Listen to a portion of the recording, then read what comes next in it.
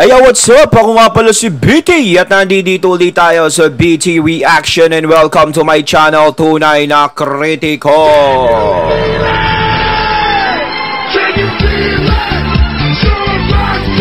At syempre, meron tayong panonooring video ngayon. Ito po ay nagmula kay Pinas News Insider. Sa mga hindi pa nakakabisita sa channel ni Pinas News Insider, bisita na po kayo mga katunay. At kung hindi pa kayo nakakapag-subscribe, subscribe na din po kayo mga katunay kay Pinas News Insider. At syempre, huwag nyo rin po sana kalimutan na mag-subscribe dito sa channel ko sa Tunay na Kritiko sa mga hindi pa nakakapag-subscribe and click the notification bell para maging updated po kayo sa mga reaction videos na aking ilalabas. At huwag na natin pagtagalin at sabay-sabay na nating panoorin ang laman ng video na hatid sa atin ni Pinas News Insider at bibigyan natin ng reaksyon dahil dito sa Kongreso masyadong nagiging mainit sila. No? Napapadighay pa ako. So huwag na natin pagtagalin. Pasok!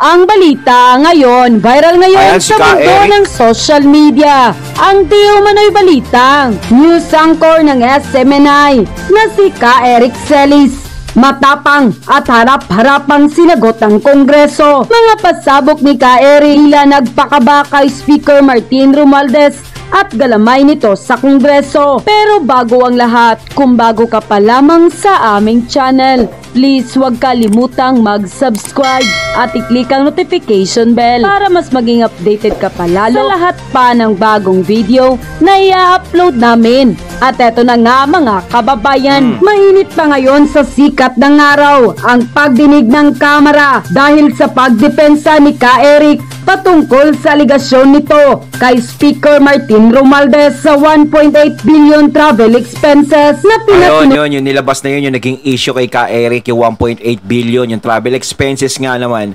ni Martin Romualdez ni Speaker. Sobrang laki nung nagastos daw, ganto, ganyan. So dito is nagkaroon ng problema. No, nadamay nga dito pati yung SMNI ata. Dahil syempre, nandoon sila sa SMNI.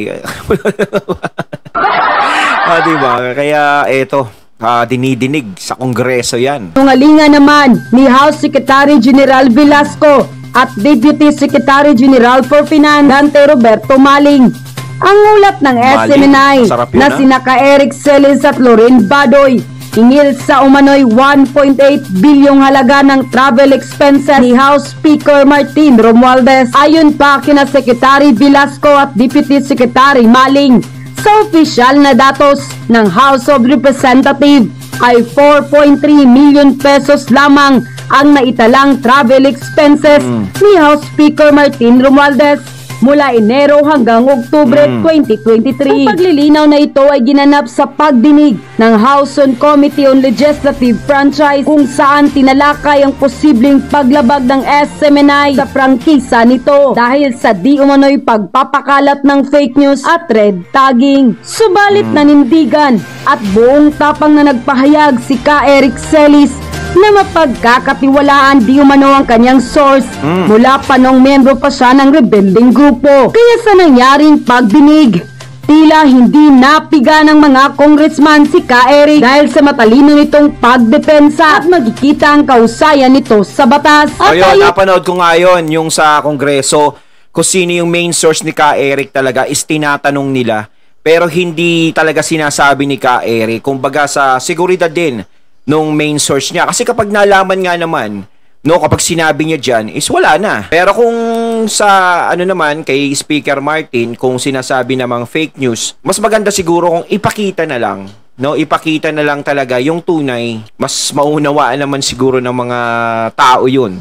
No, kung ano yung mas maganda yung ipakita mo, kung ano tunay na nagastos mo, diba? Kung ano talaga, kung bakit ka nandoon, kung bakit ka pumunta, magkano yung expenses, para maging malinaw sa lahat. Dun sa ating mga kababayan, tila namangha na lamang ang mga mambabata at di umano'y sip-sip kay Speaker Martin Romualdez nang lumabas nga ang balitang ito. Marami sa ating mga kababayan ang hindi napigilan ng kanilang sarili na magbigay ng kanilang hinaingat komento sa mundo ng social media. At ayon pa sa kanila, nagsuri na sa maling amount si Ka Eric pero dun ka humingi ng apology sa tanong na kung totoo ba or hindi ang 1.8 billion. Buksan nga ninyo mga libro nyo, mga congressmen, nang magkaalaman Buwis po namin ang nilulustay dyan sa kamera, diba? Mga mambabatas, magpa-audit kayo at ilatag sa taong bayan ang kahuli-hulihang sentimo na ginastos nyo para malinaw sa taong bayan. Tama yun.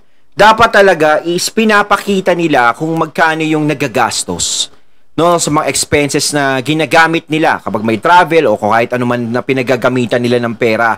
Kasi talagang sa taong bayan, karapatan din naman ng mga taong bayan siguro na malaman kung saan talaga ginagamit yung pera. 'Di ba?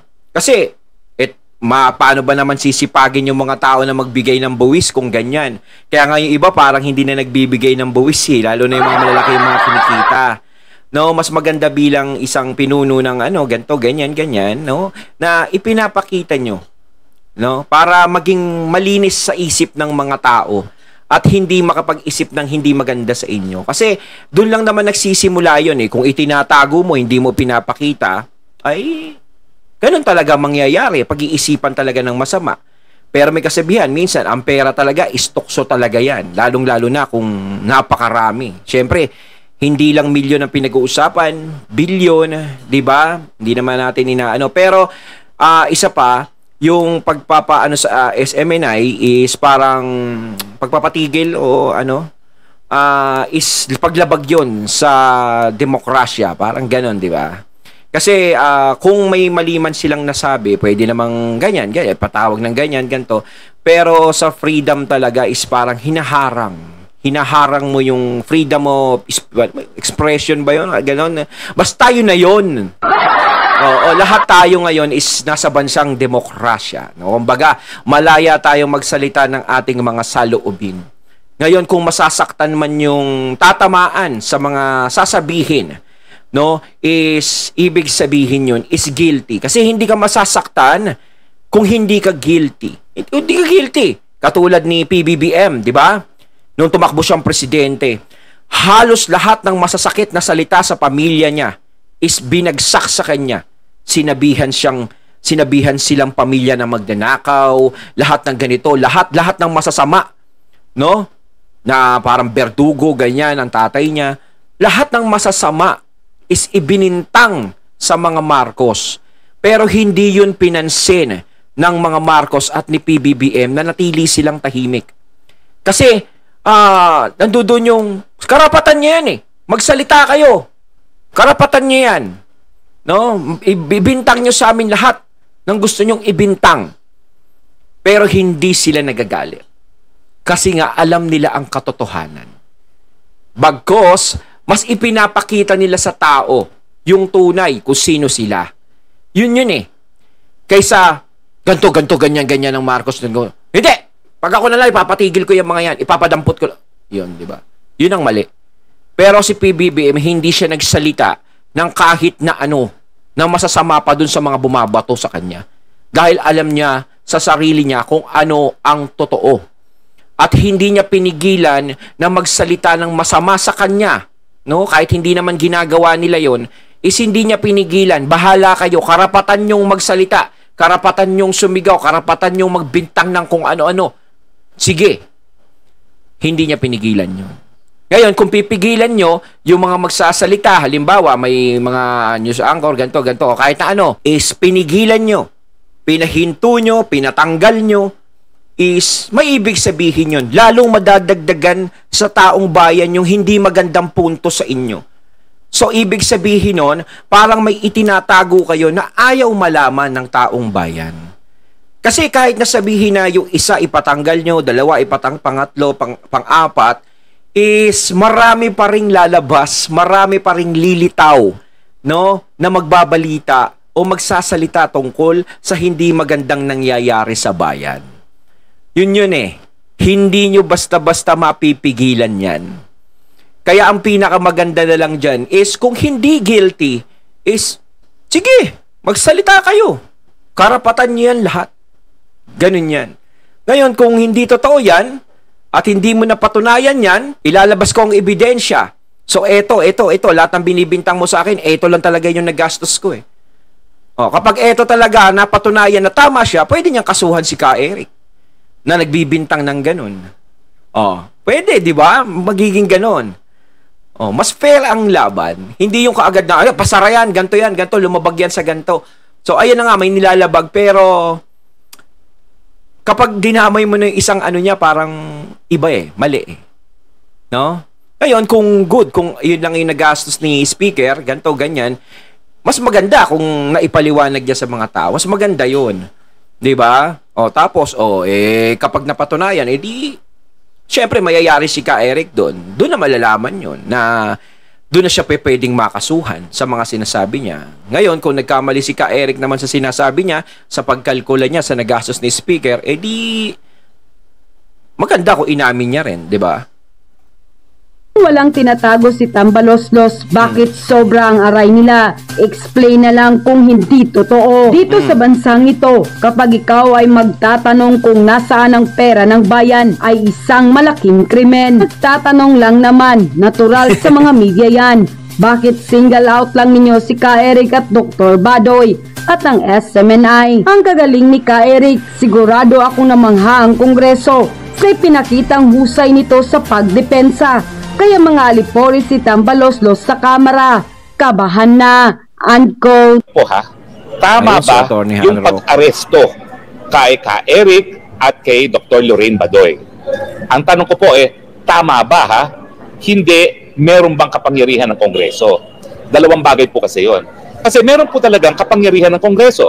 Maaga pa po, mga 19 kopong-kopong pa, Arnott versus Nazareno, sinabi na ng Korte Suprema, may ganyang kapangyarihan ang Kongreso para depensahan ang kanyang institusyon. No? At ang sabi doon, kapag ang Kongreso ang nagpa-aresto, walang remedyo. Dahil kapangyarihan yan ng Kongreso na kabahagi ng tinatawag niyang plenary powers. No? At yung plenary powers na yon, kasama na nga yan, yung kapangyarihan na magkaroon ng investigasyon para po in aid of legislation. At kapag ikaw ay hindi sumipot o hindi nagsisinungaling, pwede kang parusahan. So wala pong kaduda-duda. May kapangyarihan po ang Kongreso na magpakulong by way of contempt of Congress. Pero ang tanong, ditong nangyari kay Ka Eric at saka kay Doc Lorraine Badoy, tama ba ang pag-aresto nila? Ang sagot ko, hindi. Bakit po? Unang-una, nakita naman po natin na talaga naman po kaya pinaaresto si Ka Eric kasi pinipilit siya na ilabas kung sino yung source niya nagsabi na di umano umaabot ng 1.8 billion ang naging gastos ng speaker. Ayun. Bagamat, sabi nga natin ng huling Facebook live natin, tanong lang naman yun totoo ba ito? Kinakailangan bigyan ng klarifikasyon. Pero pinipilit siya na ilabas kung sino yung source. Alam niyo po, meron po tayong tinatawag na Soto Law. Opo, lolo po yun ni Senator Soto, ni Tito Soto. Na congratulations, nanalo sila sa Itbulaga. Ayun! Ang may-ari nung trademark ng Itbulaga. Ayan nanalo ang Itbulaga. Lagi natin tinatopic dito yan. Congratulations sa TVJ. Sinasabi ron, hindi mo talaga pwedeng mapilit ang mga mamamahayag na sabihin kung sinong source niya. Bakit? Kasi pag pinilit mo at ma-expose mo mga source, wala nang magbibigay ng impormasyon na kinakailangan malaman ng publiko. Bakit? Kasi siyempre, kapag itong mga impormasyon nito ay laban sa mga politiko, gaya ng speaker, talaga namang kukuyugin kung hindi magkakaroon ng banta sa buhay ng source. Di ba? Tama, kumbaga pinapangalagaan lang ni Ka Eric yung source na pinagmulan ng binalita sa kanya. Yung binalita niya, yung tinanong niya. Di ba kasi nga naman, tama si Attorney Harry Roque, kapag sinabi mo kung sino, mawawala na yung seguridad nung nagsabi sa kanya. So, hindi na para magsalita uli yun. Pwede siyang patahimikin na sa susunod, ganto, ganyan, di ba? Malalagay pa siya sa alanganin. Kumbaga siguro nagsabi yun kay Attorney Eric. Kay Ka Eric dahil pinagkakatiwalaan si Ka Eric. Ngayon, yung main source na yun is pwedeng kausapin ni Ka Eric, talagang totoo ba yan? O siguro sinasabi niya ganto, may nasasagap din yung main source na ganon, is ganyan. So natanong ngayon nila Ka Eric tsaka ni Doc Badoy. Di ba? So ayun ang pinaka kinainis siguro nila, no? So gusto nilang malaman kung sinong source yung nagsasabi nun na hindi naman talaga pwedeng ipaalam dahil delikado yun, lalo na't kontra sa kanila, dyan sa Kongreso, kontra sa kanila yung source na yun. No? So ang tanong, contempt of Congress ba kapag ang isang mamamahayag ay hindi nagbigay ng source? Yun nga po dahil may batas po na sinasabing hindi po pwedeng mapilit na sabihin ng source at hindi dapat mapanagot dahil sa kanyang pag-refuse na sabihin kung sino ang source, hindi dapat siya pinakulong. Now, si Doc Lorraine naman, abay ang sabi, paiba-iba ang iyong mga sagot. Obviously, ikaw ay nagsisinungaling. Well, may kapangyarihan ba ang Kongreso na magpakulong kapag sa mga taong tingin niya nagsisinungaling? Meron po. Pero, ang sabi ng Korte Suprema dito sa mainit-init pang desisyon sa kaso ng Lincoln Ong versus Senate Blue Ribbon Committee, abay ang sabi, dapat kung ikaw ay magpapakontempt dahil sinasabi mo na nagsisinungaling, dapat bigyan mo ng right to due process yung testigo. Ano ibig sabihin yun? Dapat pakinggan mo siya. Dapat pakinggan mo at tanungin bakit hindi ka dapat na mapakulong by way of contempt dahil ikaw ay nagsisinungaling. Kasi, paano mo alam kung ang sinasabi nga ay kasinungalingan? Sa katotohanan nga, tanging hukuman naman ang talagang venue para malaman kung anong totoo at anong hindi. Pero, dagamat po, pwede rin talaga na mag-determine kung nagsisinungaling o hindi. Ang Kongreso, dapat pinakikinggan. At kaya nga po, kung naalala nyo, talagang ang naging desisyon dito kay Lincoln Ong, dito sa Farmally, ang line of questioning kasi ni Senator Lacson ay, ano ba yan? Napakalaking halaga. Gusto mo kaming maniwala na itong halagang ito ay binayaran diretso na hindi ka nagbukas ng letter of credit. At ang sabi niya, yun naman po talagang totoo kasi may mga transaksyon naman talaga sa China nang nangyari ang bayaran sa China. So hindi na kinakailangan ng letter of credit. So ang sabi ng Korte Suprema, paano mo alam na kasinungalingan niya? Conclusion mo na nagsisinungaling. Pero dapat bigyan mo ng pagkakataon yung testigo na magsabi na kung bakit ang sinasabi niya ay katotohanan lamang. At kapag hindi mo siya binigyan ng pagkakataon mapakinggan, that is grave abuse of discretion. Ibig sabihin, illegal, labag pa rin sa saligang batas ang desisyon na ipakulong. So, ano pong malinaw? Meron pong kapangyarihan ng Kongreso magpakulong by way of contempt, pero una-una, kinakailangan po hindi salungat sa batas. At meron nga pong sotulo na nagsasabi na hindi po pwedeng mapilitan ng mga mamamahayag na sabihin ng source. At pangalawa, sang-ayon sa saligang batas. Bakit po? Kasi saligang batas ang nagsasabi ang ating Bill of Rights, lahat ng mga mamamayan ay merong right to due process. Kasi life, liberty, or property. Life to due process kapag may banta sa kalayaan, sa buhay, o sa propiedad. So, malinaw po, may kapangyarihan pero hindi tama. Ano naman yung sinasabi ng mga congressman na yan na hindi po pwedeng ma-invoke ang sotulo? Kasi, ang sabi nila, hindi daw accredited ng KBP. Well, alam niyo po, sa larangan po ng karapatang pantao, hindi po required ang accreditation. Ang tanging definition po ng isang mamamahayag ay binigay ng International Labour Organization at saka ng UNESCO. Ang sabi po nila, ang mamamahayag ay isang tao na bilang hanap buhay ay nagbibigay ng impormasyon sa publiko on a regular basis. Ang pagkakaiba ng UNESCO at ng ILO, ang sabi ng ILO dapat may sweldo. Ang sabi naman ng UNESCO, hindi kinakailangan ng sweldo, kinakailangan lang yung regular na pagbigay ng impormasyon. At meron pong opinion ang ating Special Rapporteur on Freedom of Accreditation of Expression na yung requirement na dapat ma-accredit ang media, yan po ay labag din sa karapatan ng malayang pamamahayag. Bakit? Sino ba ang mag-accredit? Gusto mo bang gobyerno rin ang mag-accredit? Yung KBP po, yan po ay voluntary organisasyon. Kasi nga po, dahil sa kalayaan ng malayang pamamahayag, hindi mo po pwedeng supilin, prior restraint, hindi mo po pwedeng parusahan ang mga mamamayag dahil ginawa nila ang kanilang trabaho. Bawal po yung prior restraint, bawal ang subsequent punishment. Ang nangyari... Yun ang maganda ron, no? Kaya nga, meron tayong malayang pamamahayag, freedom of expression, na hindi nila dapat pigilan. Yung sinasabi ko nga, kapag pinipigilan mo yun, di ibig sabihin nun is pinapakita mo lahat sa mga tao na lalo kang guilty.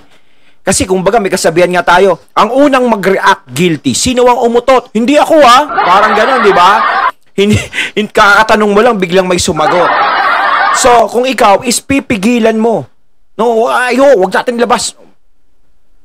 Patigil natin yan, pakulong natin yan. Bakit? Di ba? Bakit hindi mo nalang idepensa yung sarili mo? Ipakita mo sa lahat ng taong bayan na sincero ka na alam mong mali yung nagiging pahayag sa'yo. Kasi ang trabaho talaga ng mamamahayag is magpahayag. Marami namang mga namamahayag dyan talaga. Banat ng banat dito, banat ng banat doon. Maraming ganun. No? Hindi na mo naman lahat masusupil yan o ganito. Magawala kang magagawa kasi meron tayong freedom of expression. Nasa malaya tayong bansa. Diba? Wala tayo sa diktador na bansa na ano yan, na ganyan-ganyan. Dapat ganito. Hindi pa pwede yan. Diba? Po kay Eric at kay Lorraine Badoy, yan po ay subsequent punishment na pagkakakulong na paglabag sa kanilang karapatan bilang mamamahayag.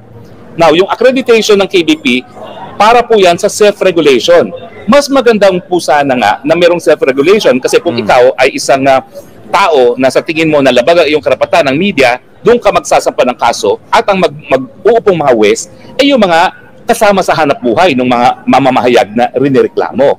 Pero, hindi po requirement ang accreditation para ikaw ay maging mamamayag, para ikaw ay magkaroon ng benepisyo ng SOTO law. Bakit? Number 1, hindi naman po nakabanggit sa SOTO law yan. And number 2, malinaw na po sa karapatang pantao, lalong-lalo na sa opinion ng UN Special Rapporteur on Freedom of Expression, na labag nga po yan sa karapatan mismo kung ikaw ay magre-require na accreditation. Ayun, natating natunghayan ng video na nagmula kay Pinas News Insider at syempre natunghayan din natin yung magandang paliwanag na yon na nagmula kay Attorney Harry Roque. Ayan, nagiging mainit sa Kongreso, no? Talagang si Ka Eric ngayon at si Doktora Lorraine Badoy ang nasa hot seat nila, no?